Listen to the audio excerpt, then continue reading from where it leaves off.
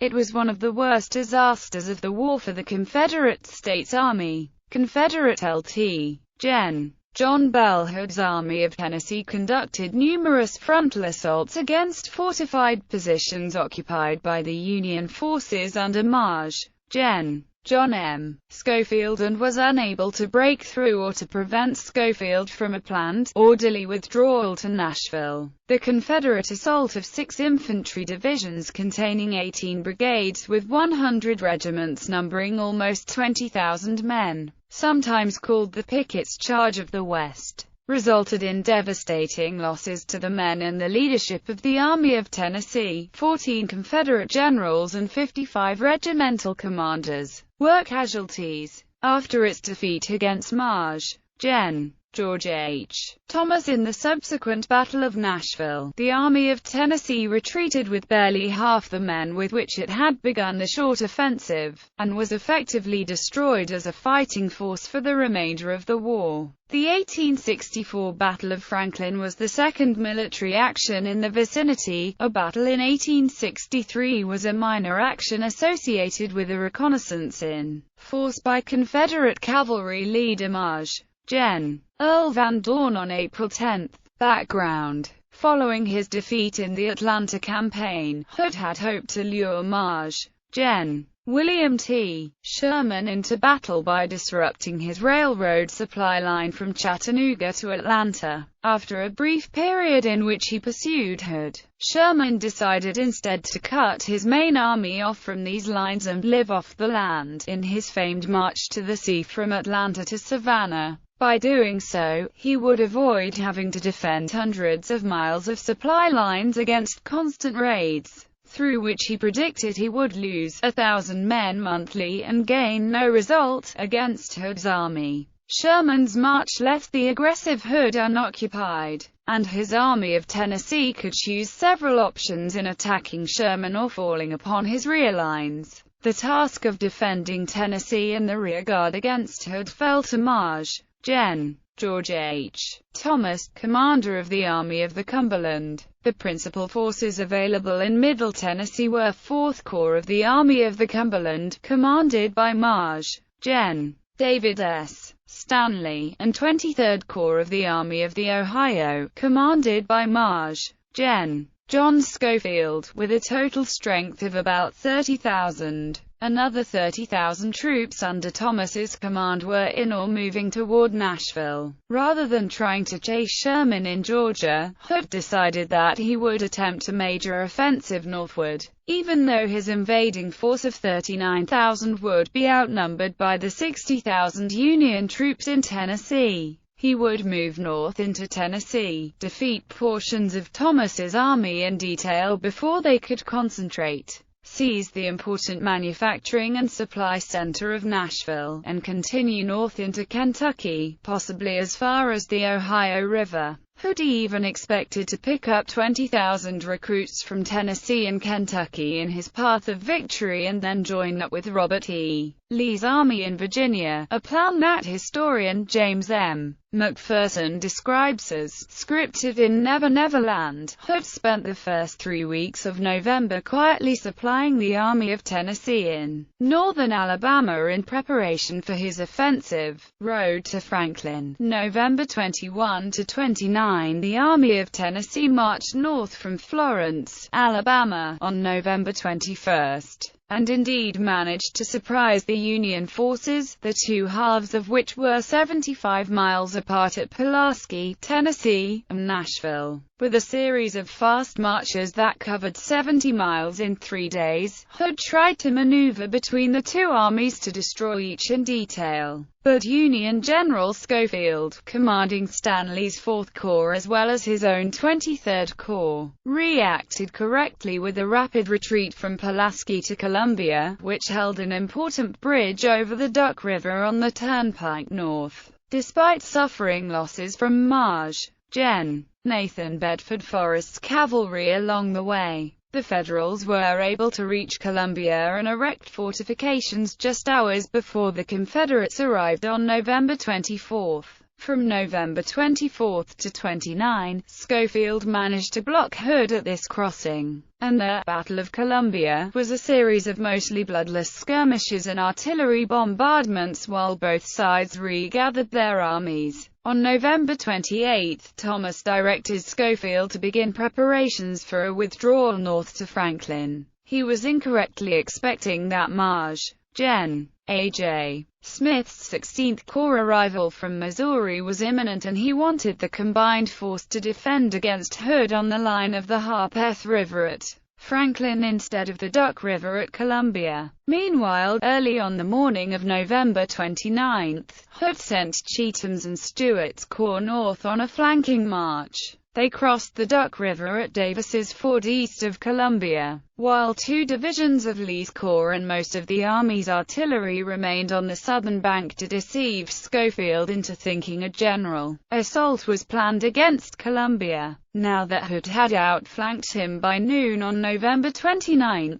Schofield's army was in critical danger. His command was split at that time between his supply wagons and artillery and part of the 4th Corps, which he had sent to Spring Hill nearly 10 miles north of Columbia, and the rest of the 4th and 23rd Corps marching from Columbia to join him in the Battle of Spring Hill that afternoon and night. Hood had a golden opportunity to intercept and destroy the Union troops and their supply wagons, as his forces had already reached the turnpike separating the Union forces by nightfall. However, because of a series of command failures along with Hood's premature confidence that he had trapped Schofield, the Confederates failed to stop or even inflict much damage to the Union forces during the night. Both the Union infantry and supply train managed to pass Spring Hill unscathed by dawn on November 30, and soon occupied the town of Franklin 12 miles to the north. That morning, Hood was surprised and furious to discover Schofield's unexpected escape. After an angry conference with his subordinate commanders in which he blamed everyone but himself for the mistakes, Hood ordered his army to resume its pursuit north to Franklin. Union defensive plans. Schofield's advance guard arrived in Franklin at about 4:30 a.m. on November 30, after a forced march north from Spring Hill. Brigadier General Jacob Cox, commander of the 3rd Division, temporarily assumed command of the 23rd Corps and immediately began preparing strong defensive positions around the deteriorated entrenchments, originally constructed for a previous engagement in 1863. Schofield decided to defend at Franklin with his back to the river because he had no pontoon bridges available that would enable his men to cross the river. The bridges had been left behind in his retreat from Columbia because they lacked wagons to transport them, and pontoons requested from Thomas in Nashville had not arrived. Schofield needed time to repair the permanent bridges spanning the river, a burned wagon bridge and an intact railroad bridge. He ordered his engineers to rebuild the wagon bridge and to lay planking over the undamaged railroad bridge to enable it to carry wagons and troops. His supply train parked in the side streets to keep the main pike open, while wagons continued to cross the river, first via a ford next to the burned-out Pike Bridge, and later in the afternoon by the 2 makeshift bridges.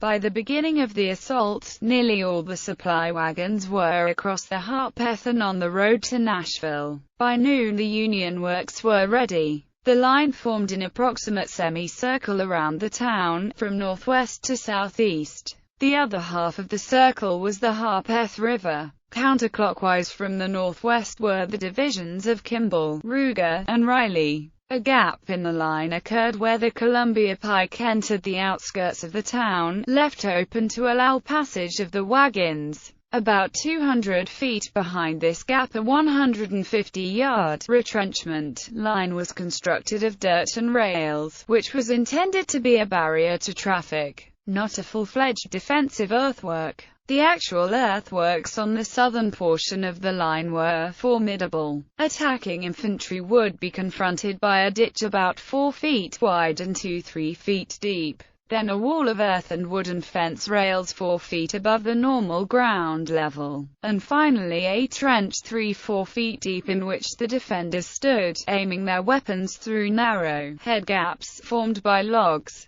In the southeast portion of the line, Osage-orange shrubs formed an almost impenetrable abatis. Just behind the center of the line stood the Carter House, appropriated as Cox's headquarters. Just east of the pike was the Carter Cotton Gin building, around which a minor salient occurred in the Union earthworks. Schofield established his headquarters in the Alpheus Truett House, a half-mile north of the Harpeth on the Nashville Pike, although he would spend most of his time during the battle in Fort Granger, built in 1863 as an artillery position northeast of the town. 2 Union brigades were positioned about a half-mile forward of the main line. Wagner's division had been the last to arrive from Spring Hill, and after briefly stopping at Winstead Hill before Hood arrived, he ordered his brigades under Colonels Emerson Opdyke, John Q. Lane, and Joseph Conrad to stop halfway to the Union line and dig in as best they could on the flat ground. Stanley had earlier ordered Wagner to hold Winstead Hill until dark unless he was pressed, and it is possible that Wagner somehow translated these orders into the notion that he was supposed to hold a line south of the main position. Opdyke considered Wagner's order to be ridiculous and refused to obey it. He marched his brigade through the Union line and into a reserve position, behind the gap through which the Columbia Pike passed. Wood's division of 4th Corps and all of Wilson's cavalry were posted north of the Harpeth to watch for any flanking attempt. Schofield planned to withdraw his infantry across the river by 6 p.m. if Hood had not arrived by then. As Hood approached, Schofield initially assumed the Confederates were demonstrating as they had at Columbia, planning to cross the Harpeth and turn the Union position. He did not suspect that Hood would be rash enough to attack the strong defensive line. Hood's arrival and plan hereupon decided, before the enemy would be able to reach his stronghold at Nashville, to make that same afternoon another and final effort to overtake and rout him, and drive him in the Big Harpeth River at Franklin. Since I could no longer hope to get between him and Nashville, by reason of the short distance from Franklin to that city, and the advantage which the Federals enjoyed in the possession of the direct road, Lt.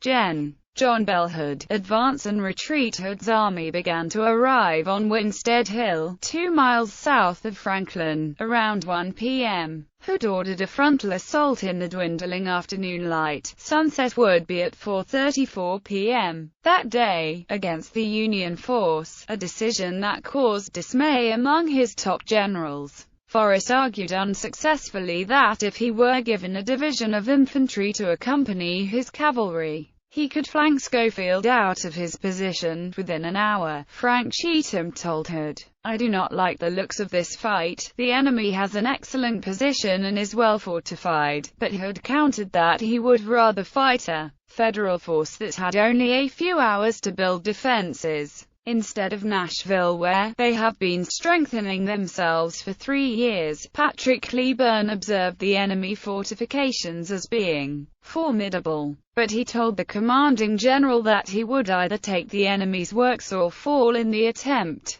He later remarked to Brig. Gen. Daniel C. Govan, "Well, Govan, if we're to die, let us die like men." Some popular histories assert that Hood acted rashly in a fit of rage, resentful that the Federal army had slipped past his troops the night before at Spring Hill, and that he wanted to discipline his army by ordering them to assault against strong odds. Recent scholarship discounts this as unlikely, as it was not only militarily foolish, but Hood was observed to be determined, not angry, by the time he arrived in Franklin. Regardless of Hood's personal motivations, his specific objective was to try to crush Schofield before he and his troops could escape to Nashville. He was concerned that if he attempted to turn Schofield by crossing the Harpeth and getting between him and Nashville, the maneuver would be time-consuming and the open terrain of the area would reveal his movements prematurely, causing Schofield to simply withdraw again. The Confederates began moving forward at 4 p.m., with Cheatham's corps on the left of the assault and Stuart's on the right. Bates' division, on the left, was delayed in reaching its starting point as it marched around Winstead Hill, a movement that delayed the start of the entire army. Hood divided Forrest's cavalry, Chalmers' division on the far left beyond Bate, and Buford and Jackson with Forrest covering Stuart and facing the fords on the Harpeth.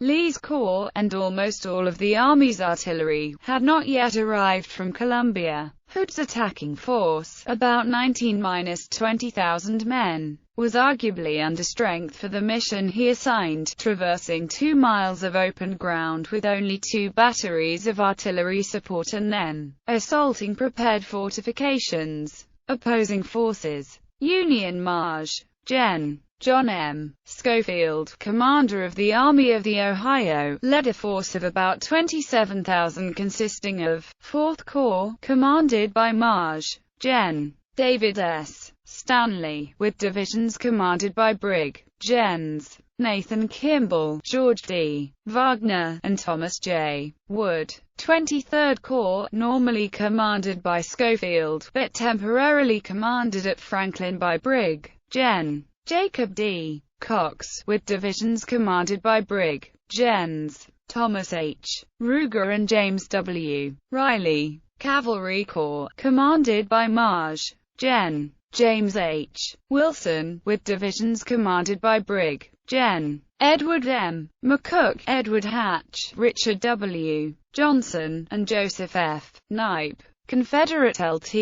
Gen. John Bell Hood's Army of Tennessee, at 39,000 men, constituted the second largest remaining army of the Confederacy, ranking in strength only after Gen. Robert E. Lee's Army of Northern Virginia. The army consisted of the corps of Marge. Gen. Benjamin F. Cheatham, with divisions commanded by Marge. Gens. Patrick R. Cleburne, John C. Brown, and William B. Bate. Lt. Gen. Stephen D. Lee, with divisions commanded by Marge. Gens. Edward Allegheny, Johnson, Carter L. Stevenson, and Henry D. Clayton. Lt. Gen. Alexander P. Stewart, with divisions commanded by Marge. Gen. William W. Loring, Samuel G. French, and Edward C. Walthall. Cavalry forces under Marge. Gen. Nathan Bedford Forrest, with divisions commanded by Brig. Gen. James R. Chalmers, Abraham Buford, and William H. Jackson. At Franklin, about 27,000 Confederates were engaged, primarily from the corps of Cheatham, Stuart, and Forrest, and Johnson's division of Lee's corps.